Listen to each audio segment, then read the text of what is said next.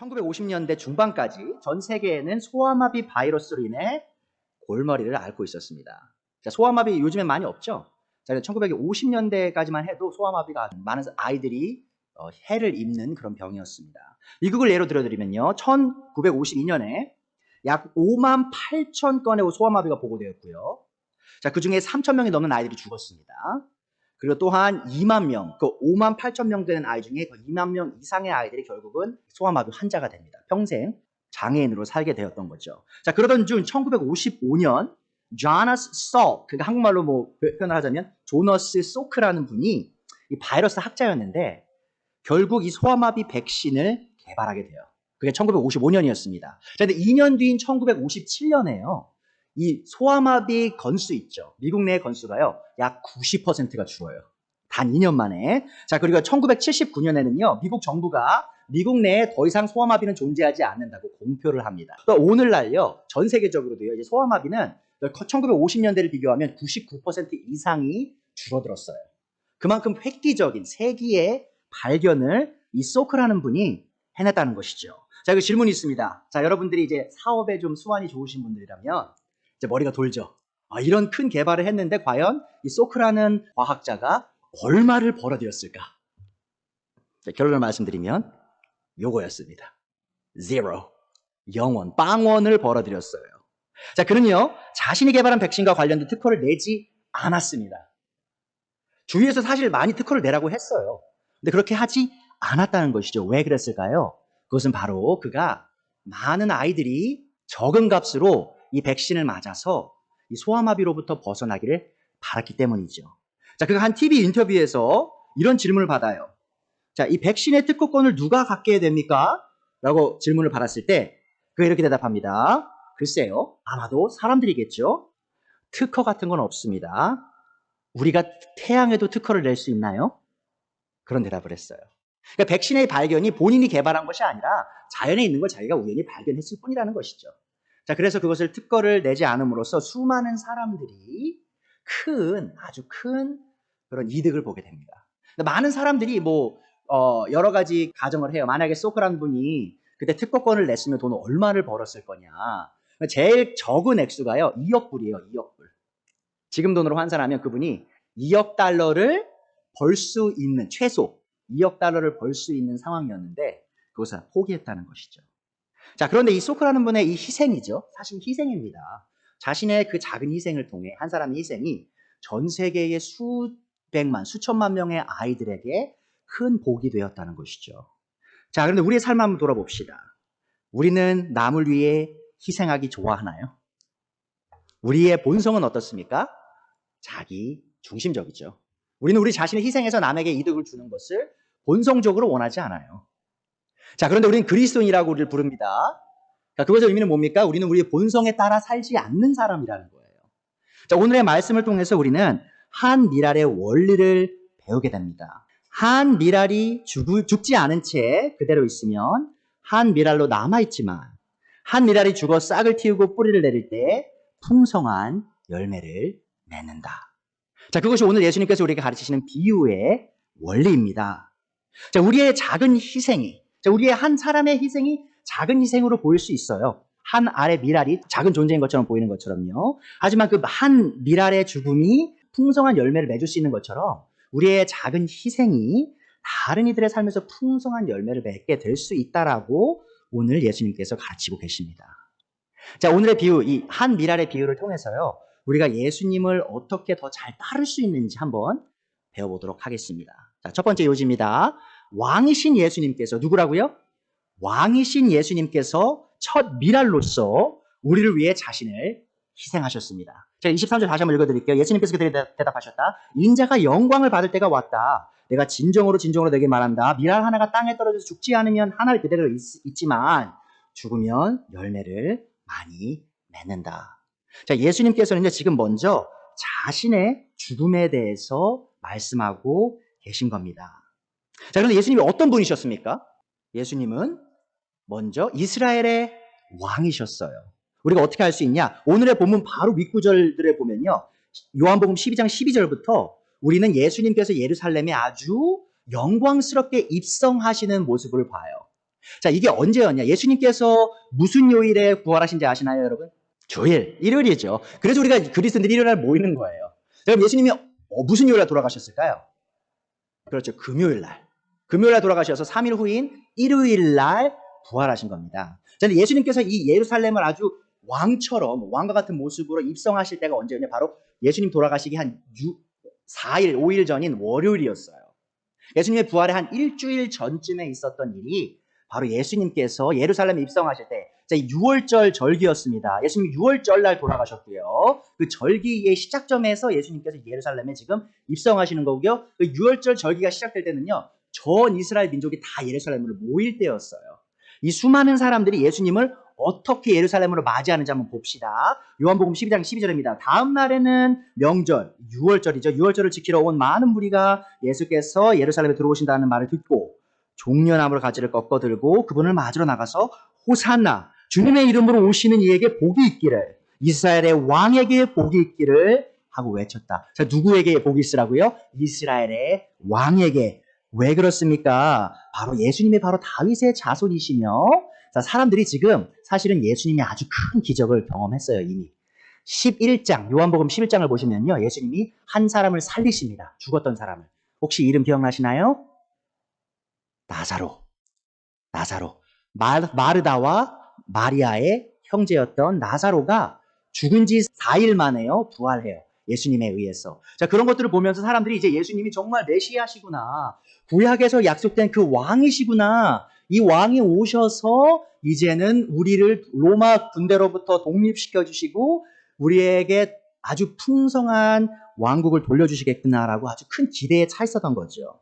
자, 그런데 14절에 보면 예수님께서 어린 나귀를 보시고 그 위에 올라타셨다. 그것은 이렇게 기록한 성경 말씀과 같았다. 시온에 따라 두려워하지 말아라. 보아라, 내 임금이 어린 나귀를 타고 오신다. 여러분, 예수님께서 탄생하시기도 전에 기록된 구약의 말씀, 나귀를 타고 예루살렘에 입성하실 거라는 그 약속이 지금 이날 예수님이 돌아가시는 주의 월요일 날 성취가 되었던 겁니다. 자, 너무 명확하죠? 예수님은 이스라엘의 왕이셨어요. 자, 그런데 예수님이 이스라엘의 왕이시기만 할까요?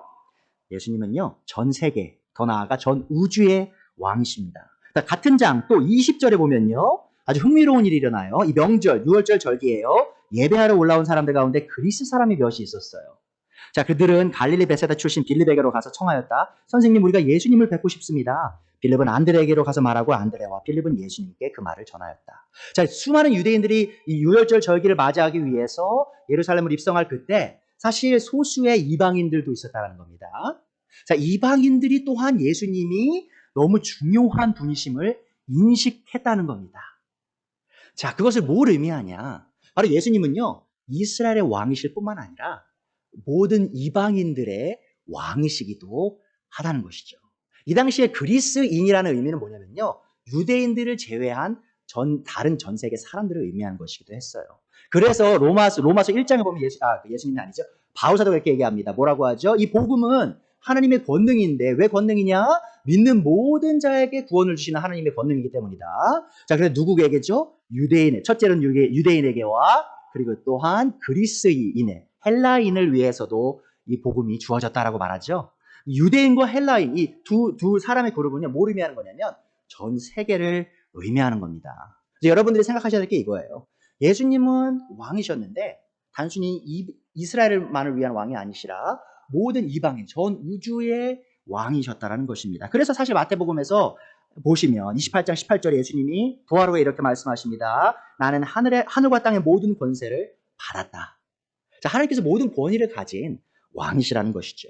자, 그런 왕께서 지금 한 알의 미랄이 되셔서 자신을 희생하셨다는 겁니다. 예수님의 희생의 목적은 무엇입니까? 그러면 24절에 보시죠. 내가 진정으로 너에게 말한다. 미랄 하나가 땅에 떨어져서 죽지 않으면 한 알 그대로 있고 죽으면 열매를 많이 맺는다.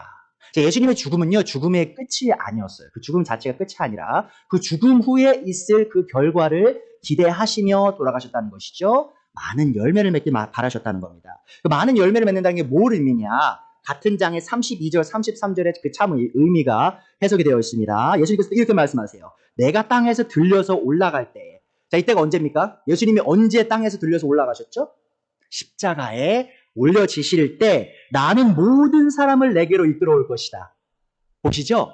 예수님이 자신의 하나님 미랄이 되셔서 죽으심이, 이 십자가에 달려 죽으심이 누굴 위한 것이었다고요? 이 세상의 많은 모든 사람, 이 전 세계를 위한 것이었다는 것이죠.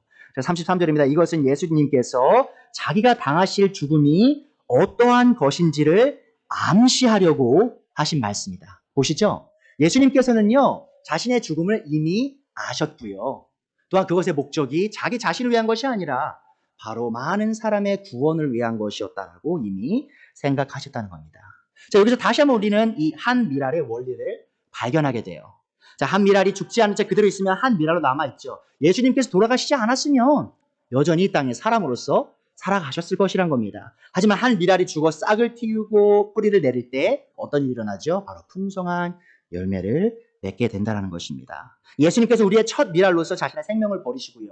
수많은 혼들의 생명을 구하셨어요. 자, 그래서 마태복음 20장 28절에 예수님께서 이렇게 말씀하십니다.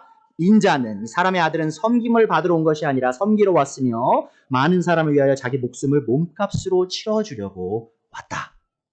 자, 자신의 희생을 통하여 우리가 당해야 할 그 영원한 그 죄값 있죠. 영원한 죽음으로부터 우리를 건져내신 것이 바로 예수님께서 우리를 위해 하신 일이라는 겁니다. 다시 한번 물을게요. 예수님의 정체가 뭐라고요? 왕이십니다.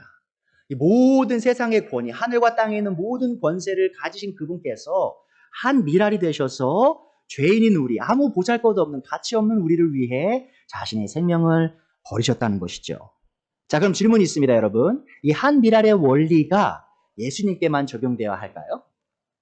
그렇지 않죠. 이 한 미랄의 원리는 예수님께만 해당하는 원리가 아니라 바로 우리 삶에도 적용돼야 할 원리입니다. 자, 그래서 두 번째 요지 드릴게요. 우리는 예수님의 본을 따라 우리도 한 미랄로서 남을 위해 희생해야 합니다. 자, 한 미랄로서 생명을 잃는 것이 또한 영생에 이르는 유일한 길이기도 한다는 것을 기억해 주세요. 여러분, 잘 생각하세요. 이 한 미랄이 돼서 죽음의 희생을 맞이하는 게요, 선택사항이 아니에요, 사실. 물론 선택사항이지만 그게 그리스도인으로서 선택할 수 있고 없고의 문제가 아니에요. 왜냐? 모든 그리스도인은요, 이 한 미랄의 원리를 자신 삶에 적용해야 합니다. 왜 그렇죠? 25절에 예수님께서 말씀하시죠. 자기의 목숨을 사랑하는 사람은 어떻게 된다고요? 잃을 것이요. 이 세상에서 자기의 목숨을 미워하는 사람은 영생에 이르도록 그 목숨을 보존할 것이다. 저희가 계속 제자도에서 배웠잖아요. 너희가 너희 자신을 부인하고 십자가를 지고 나를 따르라. 너희가 너희 생명을 구하고자 하면 잃을 것이요. 나와 나의 복음을 위하여 잃고자 하면 얻을 것이다. 마가복음 8장, 10장을 통해서 저희가 전에 배웠죠. 그 똑같은 말씀을 요한복음에서 우리는 똑같은 말씀을 발견하고 있습니다. 자, 여러분, 한번 생각해 보세요. 예수님이 자기의 목숨을 미워하라라고 하셨잖아요. 많은 분들이 사실은요, 이것을 잘못 오해하셔서요, 자기 혐오에 빠지시곤 해요. 나를 일부러 힘들게 하는 거죠, 병적으로. 자, 예수님은 지금 그것을 말씀하시는 게 아니에요. 여러분, 자기 혐오에 빠지라고 하는 게 아닙니다. 이것은요, 뭐냐? 바로 우리의 삶에서 우선순위를 바르게 정하라는 거예요. 무슨 말이냐? 내 목숨이 우선순위가 아니라는 것이죠. 내 목숨보다 더 중요한 것들이 있다는 것을 기억하라는 겁니다. 자, 그래서 누가복음 14장 26절에 예수님이 이렇게 말씀하시죠. 누구든지 내게로 오는 사람은 자기 아버지나 어머니나 아내나 자식이나 형제나 자매뿐만 아니라 심지어 자기 목숨까지도 미워하지 않으면 내 제자가 될 수 없다. 여러분, 이게 제자도에 있어서 굉장히 중요한 거예요. 예수님의 제자가 됨이 뭘 의미하냐? 이 세상에서 나를 사랑하는, 또 내가 사랑하는 그 누구보다 예수님이 우선순위가 돼야 된다는 겁니다. 다시 한번 말씀드릴게요. 아버지나 어머니, 아내나 자식, 형제, 자매를 미워하라고 했기에 내가 이제 예수님 따르면 그 사람들 미워해야지, 그거 아닌 거 아시죠? 다른 성경 구절 많이 나오죠. 아내를 사랑하고 남편을 존경하고 자식을 사랑하고 다 성경에 나오는 얘기예요. 자, 미워하라는 의미 다시 한번 말씀드립니다. 실제로 혐오하라는 게 아니라 바로 우선순위가 예수님께 가야 된다는 겁니다. 자, 마태복음 10장 37절은 좀 더 명확하게 예수님께 설명하세요. 나보다 아버지나 어머니를 더 사랑하는 사람은 내게 적합하지 아니하고 나보다 아들이나 딸을 더 사랑하는 사람도 내게 적합하지 않다. 이게 참 안 믿는 분들의 입장에서는요, 조금 너무한 요구일 수 있어요. 아니, 내가 우리 가족 잘 되라고 예수님 믿으려고 하는데 지금 나보고 나 남편보다 예수님을 사랑하라고요? 내 자식보다 예수님을 사랑하라고요? 나 우리 자식 잘 되라고 지금 기도하는데. 그럼 내 자식 잘 되는 것보다 예수님이 잘 되는 게 더 중요하다는 건가요? 라고 물으실 수 있어요. 그것에 대한 예수님의 대답은 뭡니까? 맞다. 아닙니다. 맞아요. 그게 맞습니다. 왜 그러냐? 자, 예수님의 요구가 사실 너무한 것이 아니기 때문입니다. 왜 예수님의 요구가 너무한 것이 아닌지 한번 생각해 보죠. 그것은 바로 예수님께서 여러분을 사랑하는 그 누구보다 있죠. 여러분 부모님들이 여러분 사랑하는 거 아시죠? 여러분 배우자들이 여러분 사랑하는 거 아시죠? 여러분 자녀들이 여러분 사랑하는 거 아시죠? 중요한 사실이 있어요. 예수님은요, 이 세상에 어떤 사람들이 여러분을 사랑하는 것보다 더 크게 여러분을 사랑하신다는 겁니다. 굉장히 중요한 문제이죠. 자, 그리고요, 또한 예수님께서 여러분을 사랑하는 그 누구도 치를 수 없는 희생을 이미 여러분을 위해 치러 주셨다는 겁니다. 여러분 한번 생각해 보세요. 하나님이 자신의 아들 예수님을 보내셨다. 그것에 대한 의미가 무엇이냐? 하나님의 아들이신 예수님께서 자신의 영광을 잠시 내려놓으시고요. 인간이 되셔서 겪지 않아도 될 수많은 수치와 고초를 견디셨다는 겁니다. 여러분이 한번 선교사가 된다고 한번 생각해 보세요. 파푸아뉴기니에 여러분이 초기 선교사라고 한번 생각해 보세요. 여러분 파푸아뉴기니가 지금은 우리가 뭐 관광지이기도 하고 그 사람들 보면 순박하고 이런 사람들을 보이죠? 파푸아뉴기니는요 식인종 천지인 장소였어요. 1800년대 후반, 1900년대 초반까지만 해도요 식인종으로 판쳤고요. 그분들이 왜 식인을 했냐? 서로가 서로를 이렇게 죽여서 먹으면 그 사람의 힘이 나에게 온다라고 생각했기 때문이에요. 영적인 어떤 잘못된 영의 세계 생각들이 있었는데 처음 선교사들이요 가면요 많이 죽었어요. 한번 생각해 보세요. 우리가 그런 상황에 처한다. 우리가 일개 사람이죠. 다른 그 파푸아뉴기니에 사는 그 다른 사람을 위해서 그런 희생을 자처하고 간다라고 하면 인간인 우리의 입장에서도 그게 얼마나 큰 희생입니까? 그렇죠. 너무 큰 희생이에요, 사실. 자, 그런데 이게 인간이 인간을 위해 한 게 아니고요. 하나님의 아들께서 사람이 되셔서 어느 집에 태어나셨죠? 아주 빵빵하고 잘 나가는 집에 태어나셨나요?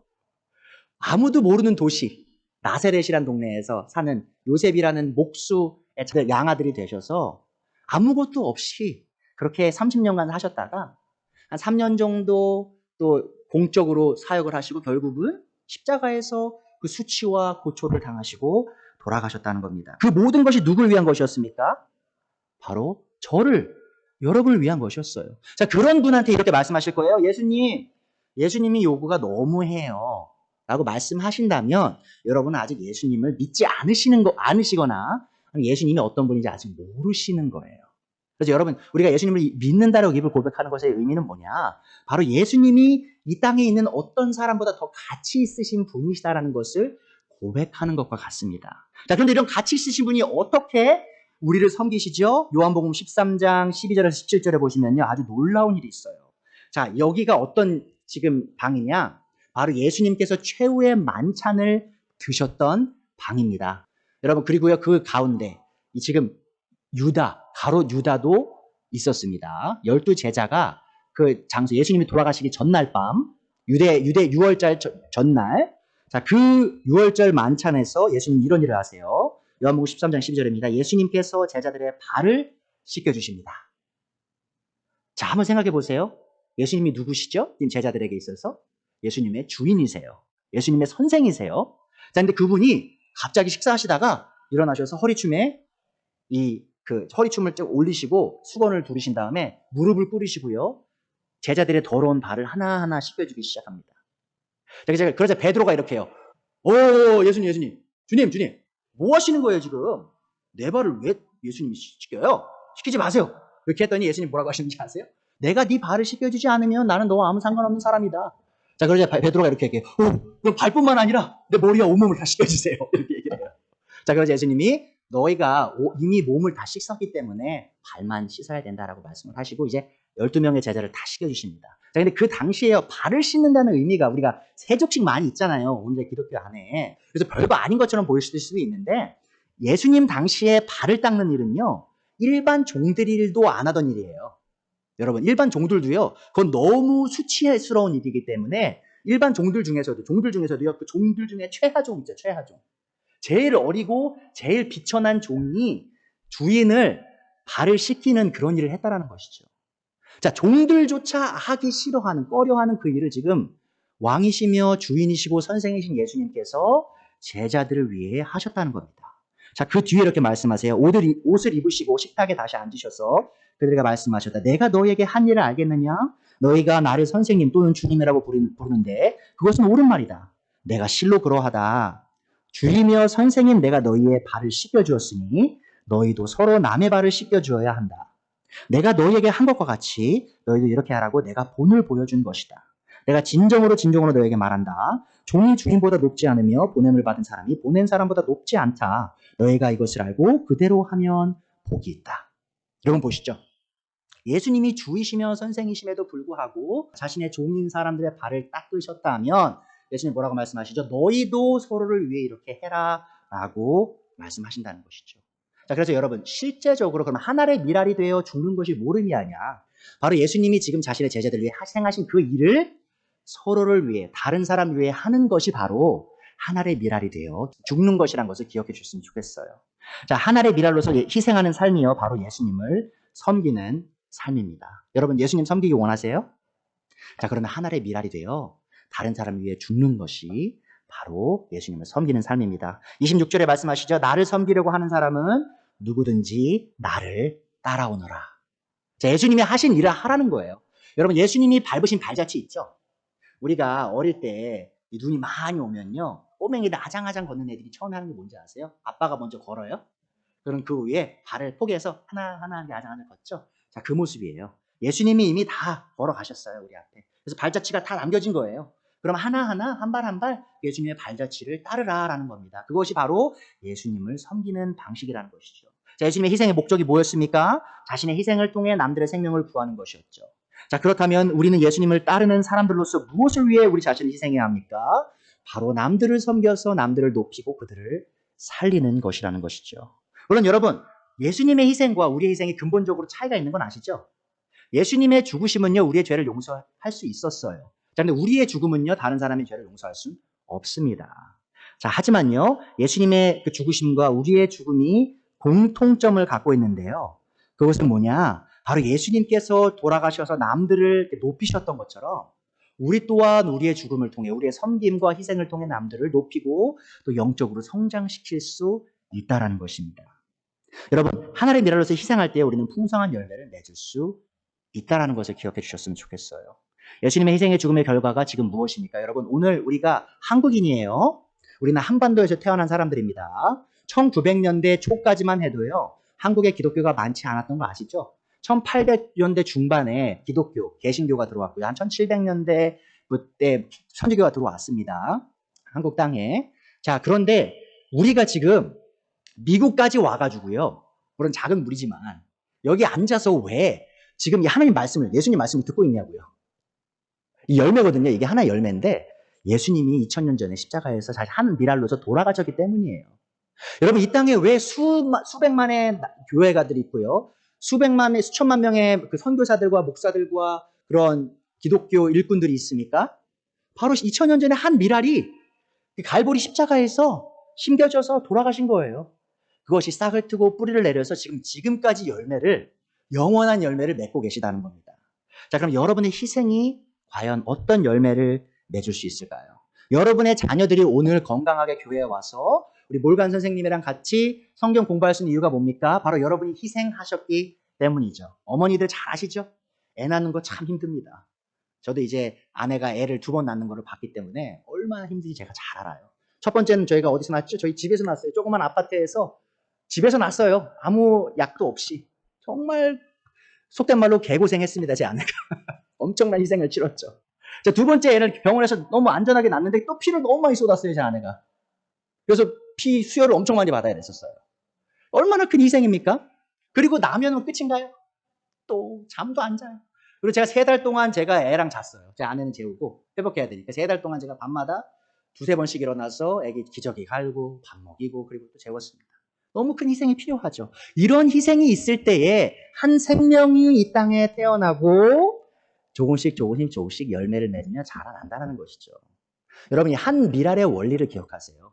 어떠한 희생 없이요. 쉬운 결과를 바라시면 안 된다는 것이죠. 여러분, 성도를 향한 목사의 희생의 결과가 뭡니까? 여러분, 제가 여러분을 섬겨야 되잖아요. 제 섬김 없이, 제 희생 없이요. 여러분이 영적으로 성장하기가 너무 힘들어요. 제가 말씀을 준비하고 여러분들 위해 기도하고 여러분과 참된 친구가 되어서 영적 목자로서 여러분들을 이끌 때 여러분들이 영적으로 잘할 수 있다는 겁니다. 여러분은 남을 위해 희생할 수 있는 게 뭐가 있습니까? 좀 더 실제적으로 얘기해 보죠. 남들을 위해 뭘 희생하시겠어요? 첫 번째로 돈을 희생할 수 있겠죠. 시간을 희생할 수 있고요.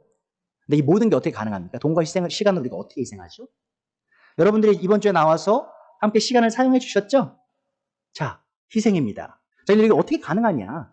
우리의 마음을 쓰는 거예요. 남들을 위해 마음을 쓰는 겁니다.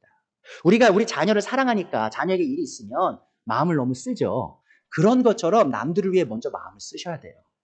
왜 그게 가능하냐? 바로 예수님께서 우리를 위해 그 마음을 쓰셨잖아요. 자신의 마음을. 우리를 너무 사랑하셨잖아요. 그래서 먼저 사랑하셔서 우리를 위해 자신의 생명을 버리셨잖아요. 그 모습을 우리가 따라갈 때 남들을 위한 마음을 갖고요. 우리 돈과 시간을 그들을 위해 사용할 수 있어야 되고요. 우리의 삶과 생명까지도 바쳐가면서 섬길 수 있어야 된다는 것이죠. 자, 그것이 바로 한 미랄이 되어 죽는 삶이라는 겁니다. 자, 그런데 그 열매는요, 아주 풍성하게 돌아올 것이라는 것이죠.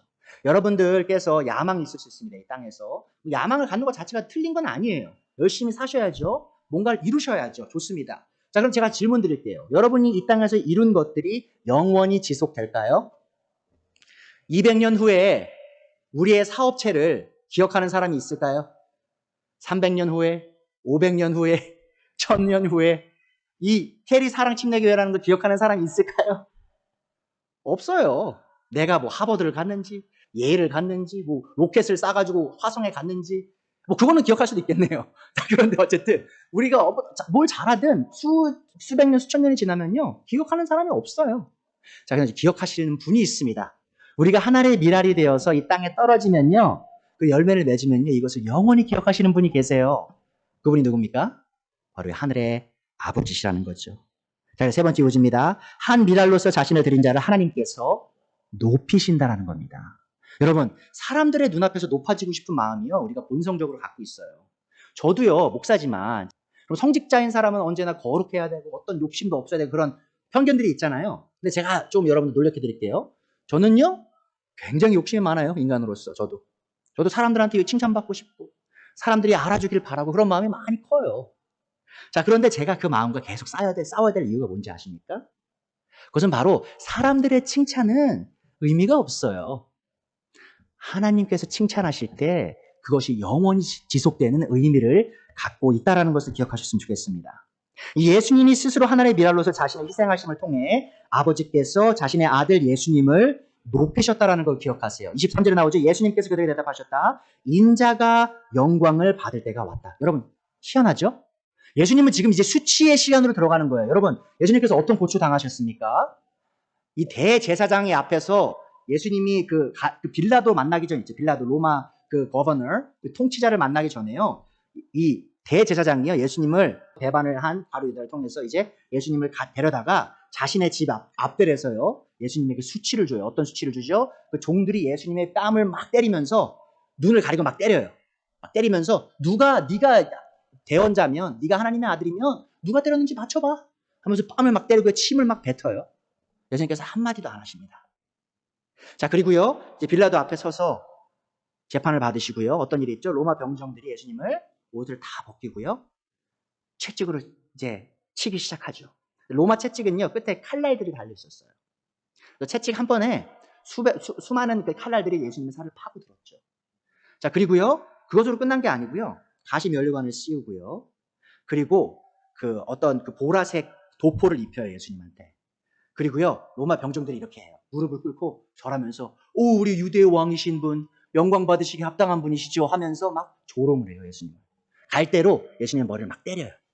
갈대가 우리가 하는 그런 얇은 갈대가 아니고 아주 단단한 갈대로 지금 면류관 쓰셨잖아요. 그 면류관이 왕이잖아요, 왕. 그 면류관이 아니라 가시 면류관. 그거를 막 때려요. 그리고 침을 뱉고 다 벌거 벗겨진 채로 자기의 십자가를 지고 가서 십자가에서 다 벌거 벗겨진 채로 결국 십자가에 달려 돌아가십니다. 자, 이 수치죠, 수치. 고통이에요, 고난입니다, 죽음이에요. 자, 근데 그거를 왜 영광이라고 하셨을까요?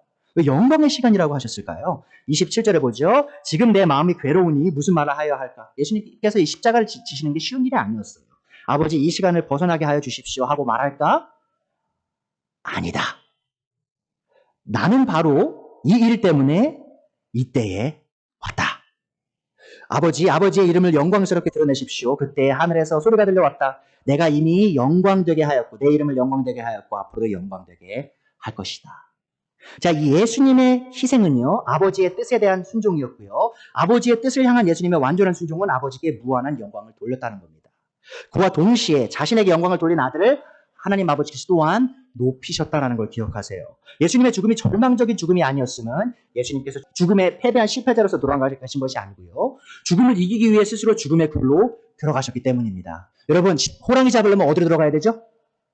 호랑이 굴로 들어가야 되죠. 예수님께서 죽음을 잡으려고 죽음의 글로 스스로 들어가신 거예요. 많은 분들이 예수님을 단순히 어떤 좀 안타까운 순교자라고 생각하시는 분들이 있어요. 예수님은 그렇게 돌아가신 분이 아니에요. 한번 보세요. 요한복음 10장 17절에 예수님 뭐라고 말씀하십니까? 아버지께서 나를 사랑하신다. 그것은 내가 목숨을 다시 얻으려고 내 목숨을 기꺼이 버리기 때문이다. 이 부활에 대해서 말씀하신 겁니다. 자, 그런데 기꺼이 자기 목숨을 버리시죠? 아무도 내게서 내 목숨을 빼앗아가지 못한다. 나는 스스로 원해서 내 목숨을 버린다. 나는 목숨을 버릴 권세도 있고 다시 얻을 권세도 있다. 이것은 내가 아버지께로부터 받은 명령이다. 여러분, 예수님의 돌아가시는 장면을 보세요. 스스로 생명을 버리신 거예요. 누굴 위해? 우리를 위해. 더 나아가 아버지께 영광을 돌리기 위해. 그리고 그러한 아들을 아버지께서 또한 큰 영광으로 이끄셨다는 것이죠. 이 하늘의 미랄이 되어 자신을 희생해 예수님을 섬기는 이들은요, 동일하게 아버지께서 높이십니다. 아버지께서 자신의 아들, 하나 미랄이 되어서 풍성한 열매를 맺으신 그 예수님의 모습과 같이 우리가 한 미랄이 되어 예수님을 따를 때 우리에게도 높은 자리에 앉을 그 칭찬을 준비하신다는 것이죠. 그래서 26절 두 번째 부분에 보시면 뭐라고 나옵니까? 누구든지 나를 섬기면 내 아버지께서 그를 어떻게 하신다고요? 높여주실 것이다. 자, 예수님의 십자가의 수치가 곧 예수님 자신에게 영광을 받으시는 순간이었다는 사실이 우리에게 시사하는 바가 무엇이죠? 자, 그것은 바로 우리 자신을 희생하고 남을 섬길 때 이것은 곧 우리가 수치를 받는 것일 뿐만 아니라 이 수치의 순간이 바로 우리의 영광의 순간이 된다는 것입니다. 왜 그렇죠? 바로 아버지께서 우리를 높이시기 때문이라는 것이죠. 자, 예수님의 본을 따르는 것 자체가 영광스럽기도 하죠. 여러분, 사실 그렇기도 해요. 예수님을 따라 한 미랄이 된다는 게 얼마나 가치 있고 영광스러운 일입니까? 근데 더 나아가서 아버지께서 그런 사람들을 높이실 것이라고 약속하셨다는 걸 기억하세요. 마가복음 10장 43절, 44절에서 예수님께서 또 말씀하십니다. 너희 가운데서 누구든지 위대하게 되고자 하는 사람은 너희를 섬기는 사람이 되어야 하고 너희 가운데서 누구든지 으뜸이 되고자 하는 사람은 모든 사람의 종이 되어야 한다. 여러분, 하나님 앞에서 큰 사람이 되고 싶으십니까? 지금 여러분이 같이 살고 있는 사람들의 종이 되시면 됩니다. 우리가 하나의 미랄로서 희생의 삶을 살게 하시려 예수님께서 자신이 희생하셨다는 사실을 기억하셨으면 좋겠어요. 많은 사람들이 이렇게 생각해요. 예수님 나 죄에서 용서하시고 지옥 안 가게 해주시려고 나 구원하시려고 돌아가셨지? 라고만 생각하시는 경우가 많아요. 물론 예수님의 죽음이 우리의 구원을 위한 것이죠. 하지만 그것만을 위한 것이 아니었습니다. 로마서 14장 7절에 나오죠. 우리 가운데는 자기만을 위하여 사는 사람도 없고 또 자기만을 위하여 죽는 사람도 없습니다. 우리는 살아도 주님을 위하여 살고 죽어도 주님을 위하여 죽습니다. 그러므로 우리는 살든지 죽든지 주님의 것입니다. 그리스도께서 죽으셨다가 살아나신 것은 죽은 사람에게도 산 사람에게도 다 주님이 되시려는 것이었습니다. 여러분, 예수님께서 여러분을 위해 왜 돌아가신지 아세요? 첫 번째, 여러분을 구원하시려고, 죄에서 지옥에서 구원하시려고. 하지만 동시에 또한 여러분이 주님을 위한 삶을 살게 하시려고, 남들을 위해 하나리 미랄이 되신 예수님의 본을 따라 우리 또한 그 발자취를 따라가게 하시려고 돌아가셨다는 사실을 기억하시기 바랍니다. 여러분, 우리의 본성은 어떻죠? 남을 위해 희생하기 싫어요. 너무 싫어요. 저도 싫어요. 제 본성은 싫어요. 하지만 우리가 예수님의 그 사랑을 받을 때요, 나의 희생의 그 모습이요, 더 이상 하기 싫은 걸 억지로 하는 게 아니고요. 예수님께서 뭐라고 말씀하셨죠? 내가 아버지를 사랑하기에 아버지의 명령에 순종한다라고 하셨죠. 그래서 내가 기쁨으로 기꺼이 내 생명을 버린다고 하셨잖아요. 그 모습이 우리 삶 속에서 나오기 시작한다는 것이죠. 그게 바로 한 미랄의 원리입니다. 여러분, 내가 한 미랄이 되어 내 삶을 사용하여 남들을 섬기는 것이 이제는, 과거에는 내 본성이 그거 너무 하기 싫은 거였는데 예수님의 사랑을 힘입어 이제는 그것이 기쁜 일이 될 수 있다라는 사실. 그 힘이 바로 복음 안에, 예수님께서 우리를 위해 한 미랄 되신 그 복음의 진리 안에 있다라는 것을 기억하셨으면 좋겠습니다. 여러분, 아주 실제적으로 질문 드릴게요. 오늘 집에 가셔서 그럼 어떻게 한 미랄이 되실 수 있으십니까? 자, 우리가 서로에게 기대하는 바들이 있잖아요. 부부로서. 그리고 남편이 나를 위해 해줘야 될 일이 있고 내가 남편을 위해 해줘야 될 어떤 기대되는 바들이 있어요. 그럼 제가 볼 때는요, 그 관계 속에서 한 미랄이 되는 건요, 아내가 해야 할 일도 제가 더 하는 거예요. 제 시간을, 제 몸뚱아리를 좀 더 움직여서 한 번 더 해주는 거. 그러면 아내가 그래서, 자기야, 이거 안 해도 돼. 자기가 왜 해? 그러면, 아니야. 자기 좀 쉬어. 자기, 이런 거 받기에 합당한 사람이야. 너무 고생하니까 내가 해줄게. 마찬가지, 아내분도 마찬가지죠? 남편, 쓰레기 좀 갖다 버려. 들어오면 맨날 쓰레기 좀 재활용 좀 갖다 버려. 이게 아니라 내가 먼저 나서서 남편이 하면 힘드니까 밖에서 일하고 왔으면 얼마나 힘들겠어. 자기야, 쉬어. 내가 할게. 별거 아니지만요. 그렇게 조금씩 사랑을 보여주는 거예요. 한 미랄이 되는 겁니다. 작은 일이지만. 우리가 자녀를 그렇게 섬기는 것처럼 부부를 그렇게 섬길 수 있어야 되는 것이죠. 나아가서 교회 안에서도 마찬가지입니다. 우리가 교회에서 어떤 봉사를 하게 되면요. 사실 어려운 일은요, 마지막까지 남는 경우가 굉장히 많아요. 많은 분들이 이제 발렌티어를 해도 쉬운 것부터 이제 적어놨기 시작하죠. 자, 그거는 미랄이 되는 모습일까요? 아니죠. 미랄이죠. 근데 살아남은 미랄이겠죠. 근데 남들이 하기 싫은 거를 억지로 하기보다는 기쁨으로 하는 거예요. 내가 더러운 일 내가 해야지, 남들을 위해서.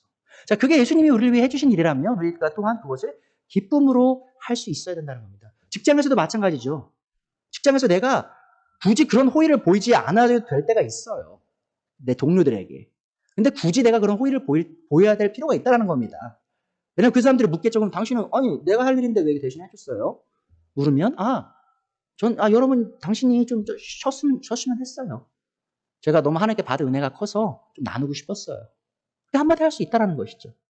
그게 위선이 아니라 정말 하나님을 받은 사랑이 너무 커서 그런 일들을 하나씩 실제적으로 해 나갈 때 우리 삶 속에서 우리가 한 미랄이 되어서 땅에 심겨져 죽어서 싹을 틔고 뿌리를 내려 많은 열매를 내는 삶이 그렇게 올 수 있다는 겁니다. 여러분, 저에게는요, 그 비전이 있어요. 제 비전은 뭔지 아십니까? 우리가 지금 작은 그룹이 모이잖아요. 지금 3가정이 모이고 있어요. 저희 가정까지 4가정이죠. 자, 그런데 제가 믿는 바는 뭐냐면요. 제가 한 미랄이 되어서 여러분을 위해 죽으면요. 여러분이 또한 한 미랄이 되어서 남들을 위해 죽으실 거거든요. 희생하실 거거든요. 그러면 우리가 지금 4가정이니까 4개의 미랄이라고 해보죠. 이 4개의 미랄이 각자 서로를 위해 죽는다고 한번 생각해 보세요. 얼마나 풍성한 열매를 맺겠어요. 여러분, 그래서 저는 지금 오늘에 안주하고 싶지 않아요. 우리가 단순히 어떤 세상의 그런 어떤 그 사업들이 사용하는 어떤 그런 것들 있죠. 막 사람들의 안목을 집중시키고 어떤 어필을 해가지고 우리 교회 오면 좋아요. 뭐 이런 여러 가지 것들이 준비되어 있어요. 그런 부흥이 아니고요. 이 교회에 오면 이 사람들이 서로의 하나님 미랄로서 서로 섬기고 있구나. 나도 그런 미랄이 되고 싶다라고 느끼는 그런 교회가 되기를 바라요. 제가 먼저 미랄이 돼야 돼요. 그리고 여러분들이 서로를 위해서 미랄이 되는 그런 교회가 되었으면 좋겠습니다. 여러분이 죽지 않은 채 그대로 남아 한 미랄로 있으면요, 아무것도 남기지 않는 삶을 살게 되실 겁니다. 하지만 한 미랄로서 죽어 싹을 틔워 뿌리를 내리시면요, 풍성한 열매를 맺는 삶을 사실 거예요. 자, 여러분, 선택은요, 여러분에게 달려 있습니다. 이걸 기억하시고 오늘 말씀 마치도록 하죠.